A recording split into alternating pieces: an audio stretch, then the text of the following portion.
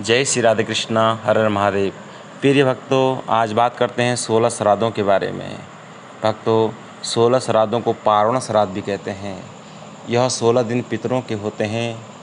पूर्णिमा, भाद्रपद पूर्णिमा और आश्विन कृष्ण पक्ष प्रतिपदा से लेकर आश्विन कृष्ण पक्ष अमावस्या तक के समय को 16 श्राद्ध कहा जाता है। सज्जनों, भाद्रपद पूर्णिमा के दिन पहला श्राद्ध माना जाता है। उस दिन पितर अपने पितरलोक से चलकर पृथ्वी लोक में रहते हैं 16 दिन तक, और अमावस्या के दिन अपने पितरलोक की ओर प्रस्थान करते हैं। इस दौरान सभी भक्त लोग अपने माता पिता जो संसार से चले गए हैं उनके नाम से 16 श्राद्ध करते हैं। पिंडदान, भोजन परसना इत्यादि अनेक विधि विधान से कार्य किए जाते हैं। ब्राह्मण देवताओं के द्वारा श्राद्ध पद्धति को बड़ी विधि विधान से किया जाता है। सज्जनों, श्राद्ध से एक दिन पहले हपीक रखा जाता है। यह सब हमारे कुरुमांचल उत्तराखंड में बड़ी विधि विधान से किया जाता है। सज्जनों, आइए जानते हैं कुछ स्थान ऐसे हैं जहाँ पितरों को मुक्ति मिलती है, मोक्ष मिलता है। ये तीर्थ 4 धामों में से एक बद्रीनाथ के पास स्थित है। ये जगह पिंडदान और तर्पण के लिए बहुत प्रसिद्ध है। मान्यता है पुराने समय में भगवान शिव ने अपने त्रिशूल से ब्रह्मा जी का एक सिर काटा तो ब्रह्मा जी का सिर त्रिशूल में चिपक गया था।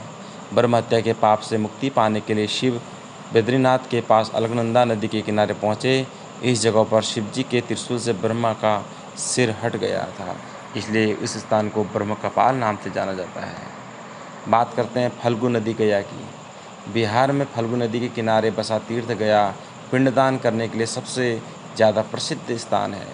पितृपक्ष में यहाँ मेला लगा रहता है, जिसमें देश दुनिया से लाखों लोग अपने पूर्वजों के लिए पिंडदान करने पहुँचते हैं। मान्यता है गया में पिंडदान देने से पितरों को मुक्ति मिल जाती है। गया में पिंडदान देने से पितरों को मुक्ति मिलती है। इस तीर्थ की कथाएँ रामायण काल से जुड़ी ही है। पौराणिक कथा के मुताबिक पुराने समय में गयासुर नाम का एक दैत्य था, जिसे देखने और छूने से ही लोगों के पाप दूर हो जाते थे। इस जगह का नाम उसी से गयासुर के नाम से रखा गया है। गयासुर का शरीर 5 कोस था। उसने इसी जगह पर देवताओं को यज्ञ के लिए अपना शरीर दिया था। यहाँ मुख्य रूप से फल्गु नदी, विष्णुपद मंदिर, नदी किनारे अक्षय वट पर पिंडदान किए जाते हैं। सिद्धिवट मंदिर उज्जैन के भैरवगढ़ क्षेत्र में क्षिप्रा नदी किनारे स्थित है। इसे सिद्धनाथ तीर्थ भी कहते हैं। इस मंदिर में एक विशाल वट वृक्ष है, इसे ही सिद्धवट कहा जाता है। मान्यता है जिस तरह प्रयाग और गया में अक्षय वट है, उसी तरह उज्जैन में सिद्धवट है। माना जाता है कि इस वृक्ष को स्वयं देवी पार्वती ने लगाया था। इस जगह पर भगवान शिव के पुत्र कार्तिकेय का मुंडन भी हुआ था। स्कंद पुराण के अवंतिका खंड में भी इस तीर्थ का वर्णन मिलता है। उज्जैन में महाकालेश्वर ज्योतिर्लिंग के साथ इस मंदिर का भी महत्व काफ़ी अधिक है। बात करते हैं तीर्थराज प्रयाग की। प्रयागराज की सभी तीर्थों में सबसे अधिक महिमा बताई गई है। माना जाता है कि इस जगह किए गए पूजा पाठ और श्राद्ध कर्म अक्षय पुण्य प्रदान करते हैं। प्रयागराज में प्रवेश करते ही भक्तों के सभी पाप नष्ट हो जाते हैं। माना जाता है कि ब्रह्मा जी ने यहाँ यज्ञ किया था।